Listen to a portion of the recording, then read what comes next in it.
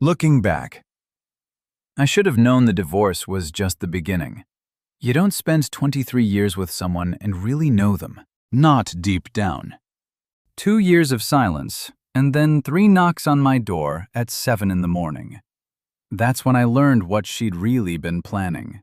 My name is Daniel Dixon, but everyone calls me Dan. I'm 60 years old, and for 32 years, I operated chemical processing equipment at the Hartwell Industrial Complex outside Fort Worth, Texas. Good union job, steady paycheck, the kind of work that let me raise a daughter and buy a house. I retired 18 months ago with a decent pension, thinking I'd earn some peace and quiet. 2 years after I divorced my unfaithful wife, the police showed up at my house out of the blue. It was a Tuesday morning in February, 7:15 exactly. I was standing in my kitchen in a t-shirt and jeans, coffee mug halfway to my lips, when I heard 3 hard knocks on my front door. The kind of knocks that aren't asking permission, they're announcing arrival. I opened the door to find 2 detectives on my porch, county sheriff badges catching the weak winter sunlight. Behind them, I could see my neighbor, Mrs. Patterson's curtain move. Across the street, old Henry Wilcox was suddenly very interested in his mailbox. The first detective was a woman, maybe 45, with sharp eyes that looked like they'd seen too many liars. Detective Lisa Peake, her card said later. "Mr. Dixon?" she asked. "Daniel Raymond Dixon." I nodded, feeling the cold February air bite through my thin shirt. "We need to ask you about some loan applications submitted in your name over the past 18 months, Detective Peake said. Her voice was professional, neutral. "Are you aware of those applications, sir?" My coffee had gone cold in my hand. I set it down on the little table by the door. "I haven't applied for any loans," I said, keeping my voice steady. "I live on my pension." "What's this about?" The second detective, younger guy named Torres, pulled out a notebook. 8 applications to various banks, he said. Amounts ranging from $9,000 to $15,000. Your signature on everyone. That's approximately $48,000 total. My hand started shaking. I knew immediately. Sharon, my ex-wife. The woman who'd already taken half of everything I'd worked for in the divorce. "That's not possible," I said. "We've been divorced 2 years. I haven't had any contact with her." Detective Peake's expression didn't change, but I caught something in her eyes. Doubt, maybe. Or worse. Like she'd heard this story before from Guilty Man. "Would you be willing to come down to the station?" she asked. "Tomorrow afternoon. Say 2 o'clock. Answer some questions. Help us clear this up." I heard what she wasn't saying. They thought I'd done it, or at least they weren't sure I hadn't. "Yeah," I said. "All right, tomorrow at 2. They thanked me, handed me a card, and walked back to their unmarked sedan. I stood in my doorway until they pulled away, conscious of every pair of eyes on me. Mrs. Patterson wasn't even pretending anymore. She was right there in her window. Phone already pressed her ear. I closed the door and leaned against it. My rental house, small and drafty. But mine suddenly felt like it was closing in. The walls were thin enough that I could hear my other neighbor's television through the drywall. Before I could move, I heard footsteps on my porch. Frank Richardson, my neighbor from 2 houses down. Didn't bother knocking. He opened the screen door and stuck his head in. "Dan, you okay?" Frank asked. He was 64, retired state trooper. 30 years under his belt. Built like a fire hydrant with gray hair. Cut military short. "Police say someone took out loans in my name," I said. My voice came out rougher than I intended. 8 of them. Nearly 50 grand. Frank's jaw tightened. He stepped inside and closed the door behind him. "Sharon," he said. It wasn't a question. "Who else?" I replied. Frank had been my neighbor since I moved into this rental after the divorce. He'd seen me in my lowest, helped me move my few remaining possessions, sat with me on nights when the silence got too loud. "When's the last time you talked to her?" Frank asked. "The day the divorce was final." 24 months ago. I looked at my hands. They were still shaking. I thought it was over. Frank, I thought I was done with her.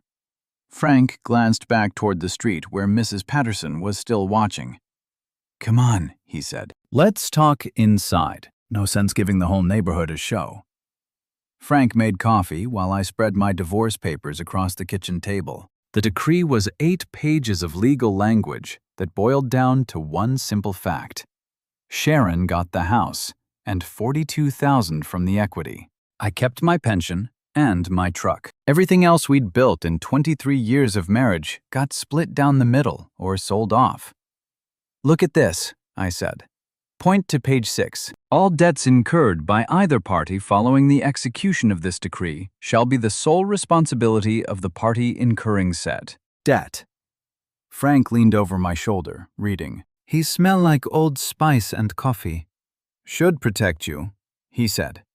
But there's something else here. He tapped a note I'd written in the margin. What's this about? I'd written. Sharon needs SSN for final tax return given March 15, 2023. Our last year of marriage, we filed jointly. I explained week after I moved out, she called. Said she needed my social security number to finish the paperwork. I gave it to her without thinking twice. Dan, Frank said quietly. That's how she did it. My stomach turned over. 23 years of marriage, and I'd handed her the keys to destroy me without a second thought. My phone buzzed. Emily, my daughter, finally calling back. I'd left her 3 messages since the police showed up. David, Emily said when I answered. Her voice was tight, controlled, the voice she used at work when dealing with difficult patients. She was a nurse at Harris Methodist, and that professional tone meant she was upset. Honey, I need to talk to you about something I started. I already know, she interrupted. Mom called me this morning. She told me what's happening. My chest tightened. What did she tell you? That you're in trouble with the police. That you're trying to blame her for loans you took out. Emily's voice wavered. She said you've been calling her, threatening her. Dad, what's going on? I gripped the phone tighter. Frank was watching me, his cop instincts reading every expression on my face. Emily, listen to me, I said, keeping my voice steady. I haven't called your mother. I haven't spoken to her since the divorce. She's lying. She was crying. Dad, really crying. Of course she was. Sharon had always been able to cry on command. I'd watched her do it with sales clerks, with our marriage counselor, with the divorce mediator. Tears were her weapon of choice. I can prove I didn't take out those loans, I said. The police showed me forged signatures, bank statements with charges I never made. She's stealing my identity. Silence on the line. For a moment, I thought maybe I gotten through to her. I can't do this right now, Emily said finally. I have to get to work. Don't call me about Mom anymore. Dad, please. I can't be in the middle of whatever's happening between you two. There's nothing happening between us, I tried to say, but she'd already hung up. I set the phone down carefully on the table. Frank was pouring himself more coffee, giving me a moment. She chose her mother, I said. She doesn't know the whole story yet, Frank replied. Give her time. I don't have time. I stood up, started pacing my small kitchen. I have to go to the police station tomorrow. They think I'm a criminal. My daughter thinks I'm harassing her mother, and I got maybe $2,000 in the bank to fight this. Frank set down his mug. You need a lawyer. Can't afford one. You can't afford not to have one, Frank said. Who handled your divorce? Janet Reeves cost me $250 an hour to watch Sharon take everything. Call her anyway, Frank said. See what she says. And Dan. He waited until I looked at him. Don't give up yet. Sharon made a mistake going after you. She should have stayed gone. After Frank left, I sat alone in my kitchen, staring at my phone. Through the wall, I could hear my neighbor's television. Some game show with Ken laughter that sounded hollow and far away. Sharon had been working on this for 2 years. 2 years of forging my signature, stealing my identity, destroying my credit. And now she had Emily convinced I was the problem. I picked up my phone and called Janet Reeves. It was time to start fighting back. Detective P.C.'s office smelled like burnt coffee and frustration. I sat across from her desk at 2 o'clock sharp, my folder of divorce documents in my lap. She'd kept me waiting 20 minutes, probably a tactic to make me sweat. "Mr. Dixon," she said, sliding a stack of photocopied loan applications across her desk. "Take a look at these." I picked up the first one. Personal loan, $11,000, submitted 16 months ago to First Texas Bank. My name, my social security number, my employment history at Hartwell Industrial. But the signature, while close, wasn't mine. The Diane Dixon had a loop I'd never made. "That's not my signature," I said. "It's close enough to fool a bank," Detective Peake replied. Her tone was neutral, but I heard the skepticism underneath. "In a notary. See the stamp. Notary named Rachel Perkins. Verified your identity says she met with you personally." I've never met anyone named Rachel Perkins. Detective Peake leaned back in her chair, studying me. "Mr. Dixon, help me understand something. You're telling me you had zero knowledge of $48,000 in loans taken out in your name over 18 months. That's exactly what I'm telling you. But your ex-wife would have access to your personal information," she asked. I gave her my social security number for our final tax return.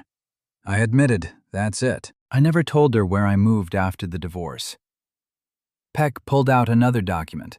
Bank statements from one of the fraudulent accounts. These charges: restaurants in Dallas, shopping at Nordstrom, a lease payment for a Lexus, $470 a month. You drive a Lexus, Mr. Dixon. I drive a 2015 F-150, I said. Paid off 6 years ago. She tapped one charge that made my blood run cold. Premium spa package at the Grand Hotel. $2,000. You remember taking that vacation? No, because I never did. I pulled out my own phone, scroll through my calendar. Those dates. I was in San Antonio, visiting my brother. He was recovering from surgery. I can prove it. Peck made a note, but her expression didn't change. Here's what concerns me. Mr. Dixon, this looks like possible conspiracy. You and your ex-wife working together. Then you claiming fraud when the debt got too high. My hands tightened on the chair arms. I understand how it looks, but I'm telling you the truth. I didn't know about any of this until you knocked on my door yesterday. Then you need to help me prove that, Peck said. Don't leave Fort Worth. We'll be in touch. Walking out of the sheriff's office, I felt like everyone was watching me. The deputies at their desks, the people in the waiting room, even the secretary who buzzed me through the door. All of them seeing a criminal. I drove home in a fog, barely seeing the road. When I pulled into my driveway, I saw Frank on his porch, waiting. "How'd it go?" he asked, crossing over to my yard. "She thinks I'm lying," I said. "Or at least she's not sure I'm not." Frank's jaw tightened. "We need to get ahead of this. I made some calls today, used some old contacts." He pulled a folded paper from a jacket pocket. "Sharon's credit report. I know a guy who owes me a favor." I unfolded it. Scanned the numbers. Sharon's credit score had tanked after the divorce, from 710 to 52 in 6 months. Inquiry after inquiry, all denied. She couldn't get loans in her own name anymore, Frank said. So, she started using yours. "How'd you get this?" I asked. "Better you don't know," Frank said. "But look at the timing. It all started exactly when her credit died. That's not coincidence. Dan, that's desperation. For the first time since the police showed up, I felt something shift. Not hope exactly, but possibility. "There's more," Frank said. I found a notary who stamped those documents. Rachel Perkins works out a UPS store on Henderson Street. I'm going to pay her a visit tomorrow. See what she remembers. Frank, you don't have to do this. Yeah, I do, he said. Because if Sharon gets away with this, she'll do it to someone else. And because you're my friend. And friends don't let friends get railroaded. The call came 3 days later while I was fixing a leaky faucet under my kitchen sink. Local number I didn't recognize. Mr. Dixon, this is Steve Harmon from the Fort Worth Telegraph. I froze. A reporter? This was about to get public. I'm working on a story about financial fraud in Tarrant County. Harmon continued. His voice was young, eager. Your name came up in some police reports. I wanted to get your side of the story. No comment, I said immediately. I understand you're being investigated for loan fraud. 8 applications, nearly $50,000. Your ex-wife has filed a restraining order against you, claiming harassment. Any truth to that? My stomach dropped. What restraining order? Filed yesterday morning. Claims you've been calling her, threatening her, stalking her residence. Says she fears for her safety. I sat down hard on my kitchen floor, still holding the wrench. I haven't contacted her, not once in 2 years. That's not what the court documents say. Mr. Dixon, she has phone records showing multiple calls from your number. Those are fake, I said. Someone spoofed my number, right, Harmon said. And I heard the skepticism. Look, I'm running this story tomorrow. Front page of the local section. You want to give me a statement? Now's your chance. My statement is that I'm the victim here, not the criminal. Sharon Dixon forged my signature on loan applications. She's been stealing my identity for almost 2 years. According to who? Harmon asked. According to the evidence, asked Detective Peake. I did. She said the investigation is ongoing and no charges have been filed. After I hung up, I just sat there on my kitchen floor. A restraining order meant Sharon was escalating, building a narrative where I was the dangerous ex-husband. She was the terrified victim. My phone rang again. Emily, this time, did you really file for a restraining order against Mom? She asked, without preamble. What? No.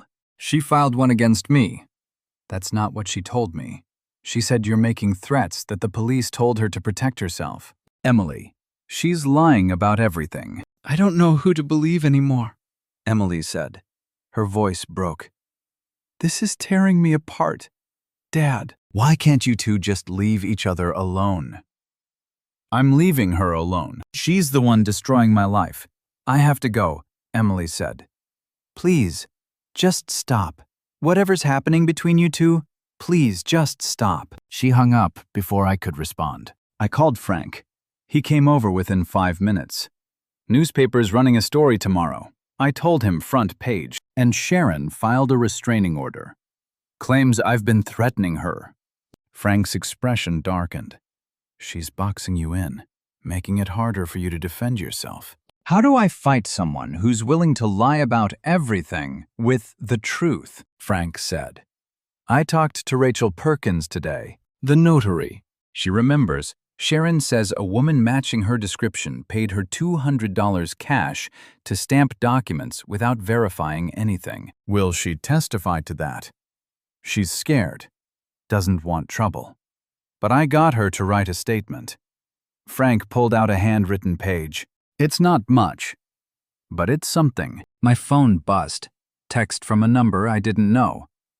You're going to pay for what you did to me. I'll make sure everyone knows what kind of man you really are. I showed Frank. He took a screenshot with his own phone.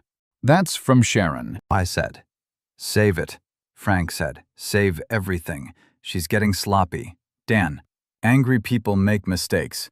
The letter from Texas State Pension arrived on a Friday morning. Official letterhead. Certified mail. I knew it was bad before I opened it. Dear Mr. Dixon, due to an ongoing criminal investigation regarding your financial activities, We are temporarily suspending your monthly pension distributions, pending resolution of the matter. This is standard procedure when fraud allegations are involved. My hands went numb. The pension was all I had.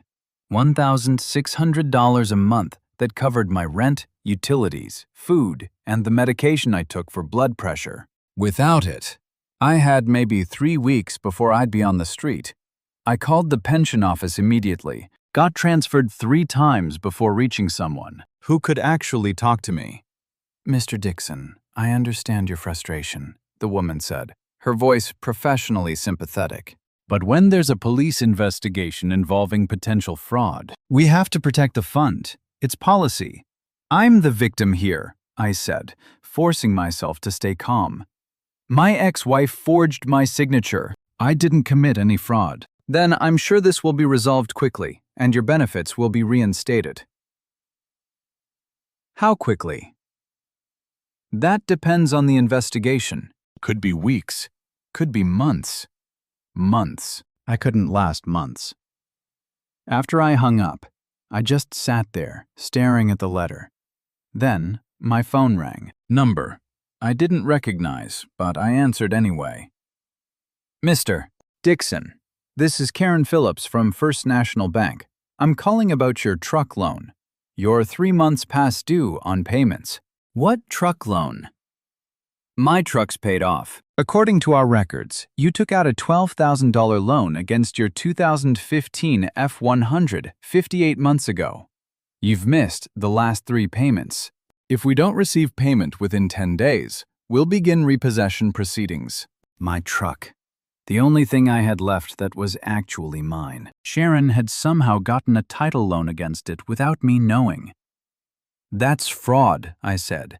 "I never took out that loan." "Sir, we have your signature on the application and the title. Check that signature against my driver's license. It won't match. I'll make a note in your file. But until the legal issues are resolved, the loan remains in default. 10 days, Mr. Dixon." She hung up. I walked outside, looked at my truck sitting in the driveway. My dad had helped me buy it 6 years ago, right before he died. We had driven to the dealership together, negotiated the price, shaking hands with the salesman. It was the last thing we did together. And now, Sharon was taking that, too. Frank found me sitting on my porch steps an hour later. "You look like hell," he said. I told him about the pension, about the truck loan. "She's trying to break you," Frank said. "Financially, emotionally, every way she can. It's working." "No." Frank sat down next to me. "It's not because you're still standing, and I've got something that might help." He pulled out his phone, showed me a Facebook page, found Sharon's boyfriend. Brett Hoffman, city councilman, married, 2 kids, runs on family values. I looked at the profile picture. Clean-cut guy in his 40s, American flag in the background, wife and kids smiling beside him. "He's the one she left me for," I said. "Yep, and he's got a lot to lose if this comes out." Frank scrolled through more photos. "Look at this, posted 3 weeks ago. Cabo San Lucas family vacation. $3,200 worth of resort and flights. The same amount as one of the fraudulent loans." "She's spending stolen money on vacations with her boyfriend," I said. "And he's either in on it or incredibly stupid," Frank said. "Either way, this gives us leverage." My phone buzzed text from an unknown number. "How does it feel, Dan?" "Losing everything. That's what you did to me. Now you know how it feels." Sharon. She was watching me, somehow knew about the pension and the truck. I showed Frank the text. "Save it," he said. "But more importantly, respond. Keep her talking. Angry people confess." I typed, "I never did anything to you. You left me, remember?" The response came fast. "You ruined my life. 23 years wasted on a loser. I deserve better. I deserve what you took from me." What did I take from you? Everything. My youth, my dreams, my chance at happiness. You owe me, and I'm collecting. Frank was reading over my shoulder. There it is. She thinks she's entitled to destroy you. That's not the text of someone who's scared. That's someone who feels justified. Another text. Brett treats me better in 1 day than you did in 23 years. He buys me things, takes me places, makes me feel valued. Is Brett helping you take out loans in my name? I typed. Long pause. Then you can't prove anything. Not a denial, almost an admission. Screenshot everything, Frank said. We want to nail her. The call came at 2 o'clock in the morning. I was awake anyway, lying in bed, staring at the ceiling, doing math in my head. Rent due in 8 days. Truck payment due in 10. No pension money coming in. Maybe $800 left in my checking account. I answer on the first ring. Dad. Emily's voice, but wrong. Shaking. Scared. M. What's wrong? I'm at the hospital. Paris Methodist. I need you to come. My heart stopped. Are you hurt? No, I'm working. But Dad, I need to talk to you. Please. Can you come 20 minutes later? I walked into the emergency room. Emily met me in the hallway, outside the nurse's station. Her scrubs had blood stains on them. Her hair pulled back in a messy ponytail. She looked exhausted.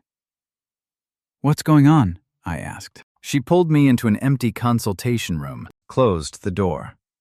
I went to Mom's house tonight after my shift. Emily said to return some dishes she'd let me. The door was unlocked, so I walked in. She paused, choosing her words carefully. Dad, she has your mail. Stacks of it. Bank statements, credit card offers, pension notices. All addressed to you. All opened. My legs felt weak. How much months' worth? Maybe a year. I took pictures before she caught me. Emily pulled out her phone, showed me image after image. My mail spread across Sharon's kitchen table. Some of it dated back 18 months. She went crazy when she saw me taking photos, Emily continued. Started screaming that I was betraying her, that you turned me against her. She said things. Dad, horrible things about you, about us. What things? Emily's eyes filled with tears. She said she deserved everything she took from you, that you owed her for wasting her best years. She said she'd been planning this since before the divorce, that she was going to bleed you dry, and there was nothing you could do about it. I pulled Emily into a hug. She held on to me like she was drowning. I'm so sorry, she whispered. I should have believed you from the start. She's been lying to me this whole time. It's not your fault, I said. Yes, it is. I chose her over you. I let her poison me against you. Emily pulled back, wiped her eyes. But I'm choosing you now. I sent those photos to my email, to the cloud, to 3 different places. She can't delete them. Did she see you send them?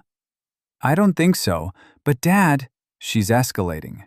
She knows. I know now. I don't know what she'll do. As if on cue, my phone rang. Sharon. I put on speaker so Emily could hear. You turn my daughter against me, Sharon hissed. You poison her mind.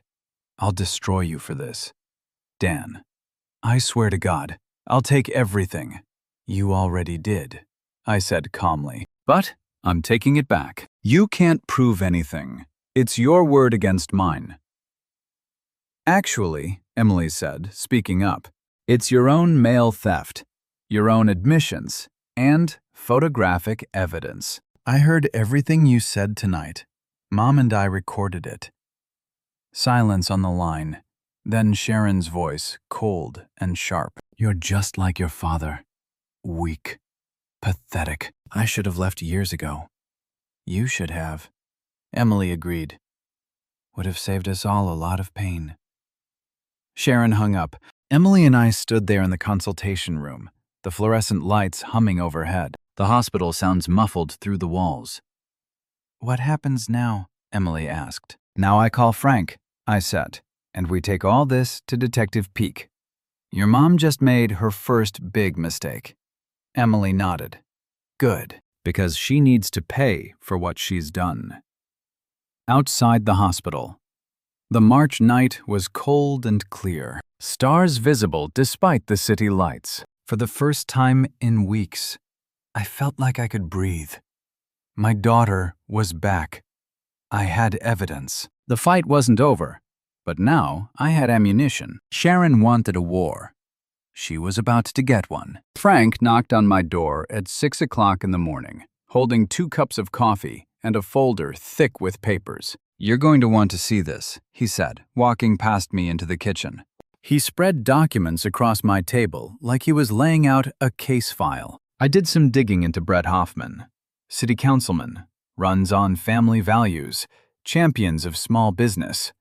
Sharon's boyfriend, I said. "Yeah, but here's the interesting part." Frank pulled out a printout of property records. 3 months ago, Hoffman bought a lake house in Granbury, paid $340,000 cash, no mortgage. I looked at the date right in the middle of when the fraudulent loans were being taken out. "Where does city councilman get that kind of cash?" I asked exactly. Frank showed me more papers. His salary is $65,000 a year. His wife doesn't work. They've got 2 kids in private school, 2 car payments, a mortgage on their primary residence. The math doesn't work. You think he's in on it? "I think Sharon's either paying him off or they're partners," Frank said. "Either way, he's got a lot to lose if this comes out. Married man, family values politician, buying lakefront property with stolen money." My phone buzzed. Detective Peake asking me to come to the station today, 10 o'clock, bring any new evidence. Frank and I arrived early. Emily met us in the parking lot, still in her scrubs from her night shift. She looked exhausted, but determined. "Ready?" I asked her. "More than ready," she replied. Detective PC's office looked the same as before, but her expression was different. Less skeptical, more interested. "Mr. Dixon," she said, gesturing to the chairs across from her desk. "You said you had new evidence." Emily stepped forward first. "I'm Dan's daughter, Emily Dixon. I work as a nurse at Harris Methodist. 2 nights ago, I went to my mother's house and found these." She laid out printed photos of my mail spread across Sharon's kitchen table. Bank statements, pension notices, credit card offers. All opened, all addressed to me. My mother admitted to me that she'd been stealing my father's identity since before the divorce. Emily continued. "She said he owed her, that she deserved everything she was taking." I recorded the conversation. Emily played the audio on her phone. Sharon's voice clear and angry. "I deserve what you took from me. You owe me, and I'm collecting.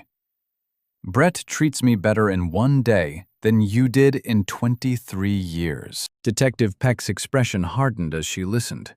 Frank spoke up next. "Detective, I have a statement from a notary, Rachel Perkins. She admits that a woman matching Sharon Dixon's description paid her $200 cash to stamp documents without verifying identity." He slid the handwritten statement across the desk. "And there's this." Frank continued, showing the property records. Brett Hoffman, Sharon's boyfriend, purchased a lake house for $340,000 cash while these fraudulent loans were being processed. His legitimate income doesn't support that kind of purchase. Peck studied the documents for a long moment. Then she looked at me. "Mr. Dixon, I owe you an apology. When this case first came across my desk, I thought," she paused. "Well, I thought you might be involved. I've seen too many cases where ex-spouses work together, then turn on each other when things fall apart." "You thought I was guilty," I said. "I thought you might be. I was wrong." She stood up. "I'm going to bring your ex-wife in for questioning. And I'm going to have a conversation with Mr. Hoffman if he's been benefiting from stolen funds. That makes him an accessory." "What about my pension?" I asked. "My truck loan. I'll contact the pension board today with my findings. As for the truck loan, you'll need to file a police report for identity theft. Use this case number." She wrote it down on a card. The bank should work with you once they see the criminal investigation. Walking out of the station. I felt lighter than I had in weeks. Emily linked her arm through mine. "We did it, Dad," she said. "Not yet," I replied, "but we're close." Frank drove us to a diner on Rosedale. Over pancakes and coffee, we planned our next move. "Sharon's going to know we went to the police. Emily said she's going to panic." "Good," Frank said. "Panic people make mistakes. We just need to be ready when she does." My phone buzz. Text from Sharon. "You're going to regret this. All of you." I showed it to Frank and Emily. "Save it," Frank said. "Add it to the evidence pile." Another text. "Brett has lawyers. Real lawyers. You'll never prove anything." "She's scared," Emily observed. "She wouldn't be threatening us if she wasn't." A third text. Emily.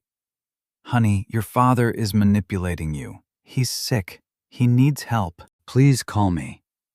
Emily's jaw tightened. She typed a response. "I saw the evidence with my own eyes. Mom, you're not the victim here. Stop pretending you are." No response after that. The eviction notice came 3 days later, taped to my door. Official letterhead from the property management company. Failure to pay rent. You have 5 days to vacate the premises. I'd paid rent. I knew I had. I checked my bank statement and there it was.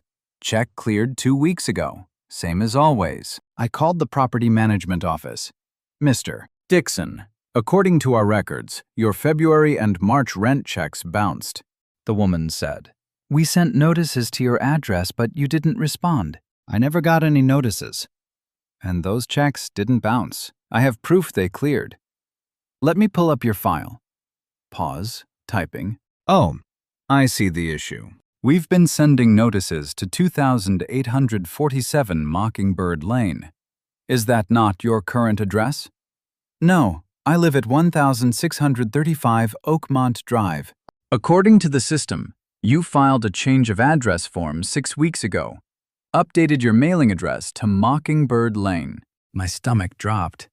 I never filed any change of address. "Well, someone did. It's in our system, with your signature." Sharon. She'd changed my mailing address so I wouldn't get the eviction notices. Wanted me on the street before I could fight back. I drove to the property office with my bank statements and my lease. Took 2 hours and 3 supervisors. But eventually, they agreed to cancel the eviction. Someone had forged my signature on the address change form. "We'll need to file a police report," the manager said. "This is fraud." "Already have one open," I replied. "Add it to the pile." That afternoon, Frank called. "Turn on Channel 5 News." Now I switch on my TV. Local news, midday broadcast. And there was Brett Hoffman, standing on the steps of City Hall with his wife and lawyer. "These allegations are completely false," Hoffman was saying, reading from a prepared statement. "I have never been involved in any fraudulent activity. My property purchases were made with legitimate funds from family investments. This is clearly a politically motivated attack by opponents who want to damage my reputation before the upcoming election," the reporter asked. "Councilman Hoffman, what's your relationship with Sharon Dixon?" "Miss Dixon is an acquaintance through real estate business, nothing more. Any suggestion otherwise is defamatory." Frank called back. He's lying through his teeth. "I know," I said. "But here's the thing," Frank continued. "He's running scared. Brought his wife. Brought a lawyer. Called a press conference. That's not what innocent people do." That evening, my phone rang. Number I didn't recognize, but a Fort Worth area code. "Mr. Dixon, this is Pastor William Garrett from Grace Community Church. I believe your ex-wife Sharon attends here." I'd never been much for church, but Sharon had started going regularly after the divorce. Part of her reinvention as the wronged woman. I figured, yes, I said cautiously. "Mr. Dixon, I need to speak with you about something troubling. Would you be willing to meet with me tomorrow morning, perhaps at the church?" "What's this about?" I'd rather discuss it in person if you don't mind. It concerns Sharon and some financial irregularities involving church funds. My heart started pounding. What kind of irregularities? Tomorrow morning, Mr. Dixon, 9 o'clock. I'll explain everything then. He hung up before I could ask more questions. I called Frank immediately. The pastor from Sharon's church just called me, I said. Wants to meet tomorrow. Says something about financial irregularities and church funds. Frank was quiet for a moment. You think she stole from her church. At this point, I don't know what she's capable of. I'm going with you, Frank said. Whatever this is, you're not facing it alone.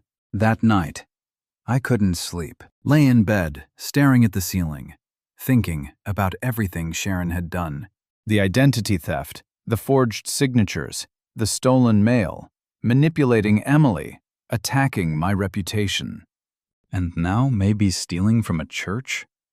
How had I been married to this person for 23 years and not seen it? Or had I seen it and just made excuses? Told myself everyone had flaws, that love meant accepting imperfections.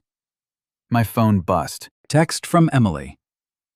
Can't sleep either. Keep thinking about who Mom really is. How do we miss it? I replied. We saw what she wanted us to see. Not your fault. Still hurts. I know. Love you, Dad. Love you too, M.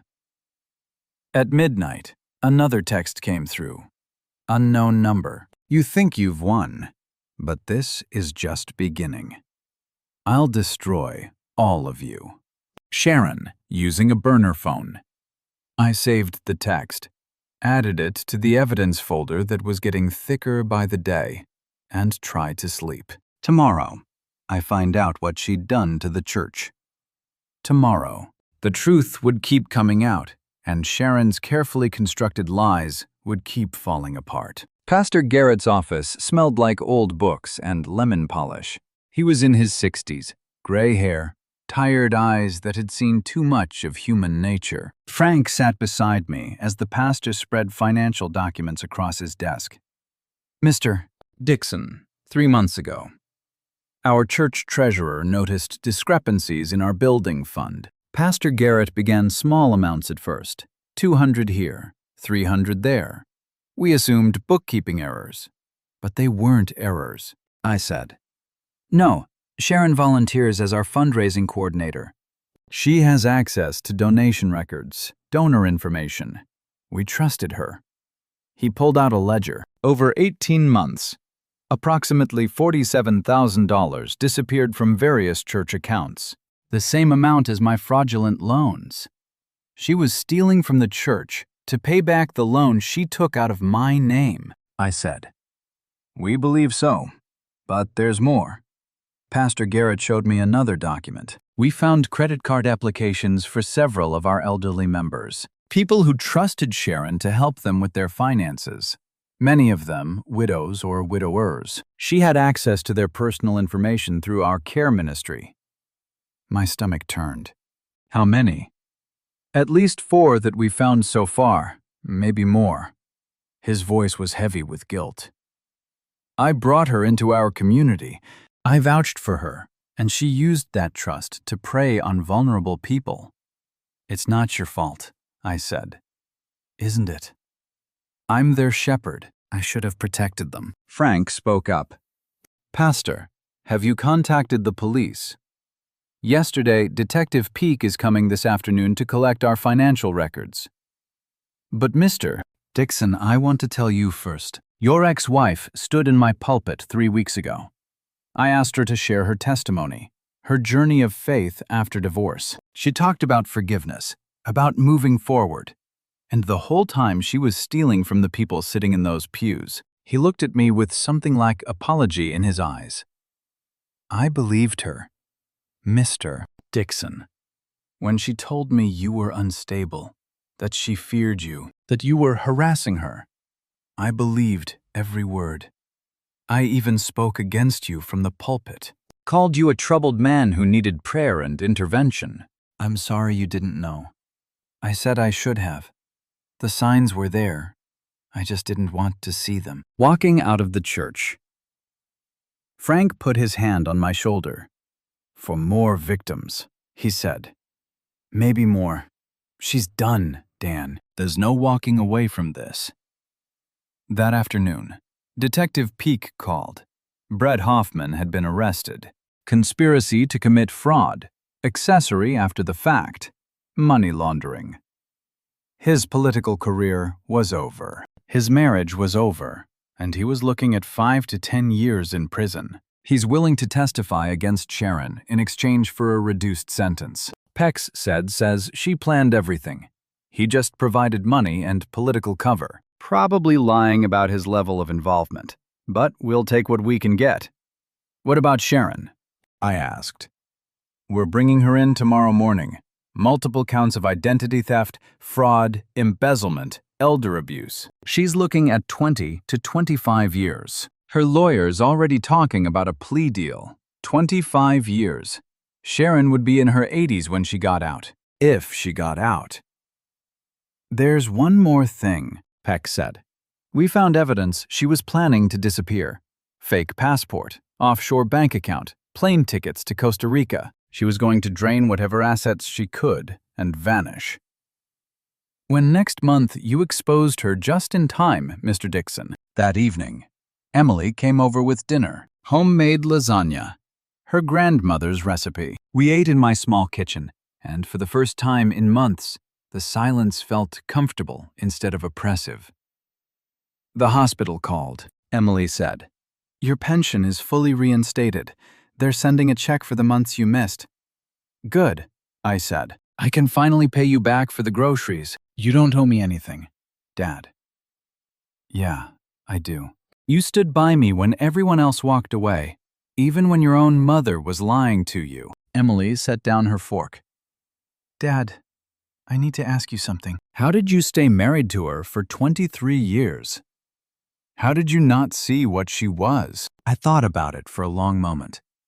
I saw pieces of it. I admitted the lying, the manipulation, the way she could turn on the tears whenever she needed something. But I told myself everyone had flaws. That love meant accepting imperfections. And I didn't want to admit I'd made a mistake. Didn't want to admit I'd wasted all those years on someone who didn't love me back.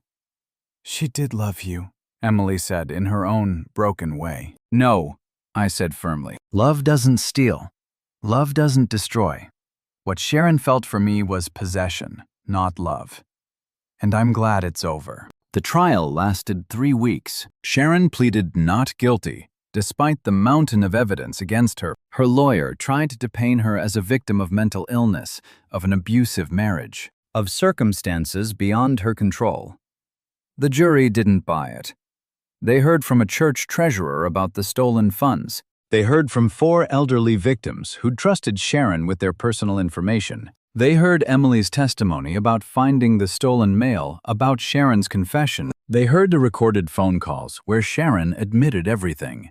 And they heard from Brett Hoffman, who testified that Sharon had planned the entire scheme, that she'd manipulated him into helping her, that she'd used his political connections to delay the investigation. The jury deliberated for 6 hours. Guilty on all counts. The judge sentenced her to 18 years in federal prison. Brett Hoffman got 5 years for his role as an accessory. I sat in the courtroom and watched Sharon's face as they led her away in handcuffs. She looked at me once, and I saw something I'd never seen before in her eyes. Fear. Not a prison. Fear that she'd finally lost control, that her manipulations had failed, that the world had seen who she really was. I felt nothing, no satisfaction, no anger, no sadness, just relief that it was finally over. For months later, I was standing in my new apartment, not a rental this time, a small condo I bought with money from a settlement against the banks that had failed to catch Sharon's fraud. 2 bedrooms, my own parking space, a view of the park. Frank helped me move in, same as he'd helped me move into the rental 2 years ago. But this time felt different. This time felt like a beginning, instead of an ending. Emily arrived with lunch. She'd been promoted to the hospital, was seeing someone new, looked happier than I'd seen her in years. "Dad, I'm proud of you," she said, sitting on my new couch. "You could have given up. Most people would have, but you fought back. Had good people helping me," I said, looking at Frank. "You did the work," Frank replied. "I just pointed you in the right direction." My phone rang. "Detective Peake. Mr. Dixon. Thought you'd want to know. We found 3 more victims. Elderly people Sharon targeted through the church. We're contacting them now to help them recover their stolen identities." "Thank you for telling me," I said. "You're the one who deserves thanks. If you hadn't fought back, Sharon would still be out there stealing from vulnerable people. You saved lives." "Mr. Dixon," after she hung up, I walked to my balcony. The June sun was warm. The park below full of families and dog walkers and people just living their normal lives. I thought about the man I've been 2 years ago. Broken by divorce, cleaned out financially, believing I'd never recover. And I thought about the man I was now. Stronger, wiser, surrounded by people who actually cared about me. Sharon had tried to destroy me. Instead, she'd show me who I really was, and who my real family was. Emily joined me on the balcony, handing me a beer. "To new beginnings," she said, raising her bottle. "To surviving," I corrected. "And to the people who help us survive." We touched bottles and drank. Below us, the world kept turning. People fell in love and got divorced. They made mistakes and recovered from them. They trusted the wrong people and learned to trust the right ones. And somewhere in a federal prison, Sharon was learning that actions have consequences, that you can't destroy people and walk away clean, that eventually the truth always comes out. I'd spent 23 years with a woman who saw me as a target. Now I had a daughter who loved me, a friend who'd stood by me when no one else would, and a life that was finally truly mine. It wasn't the life I planned, but it was better than the one I'd lost.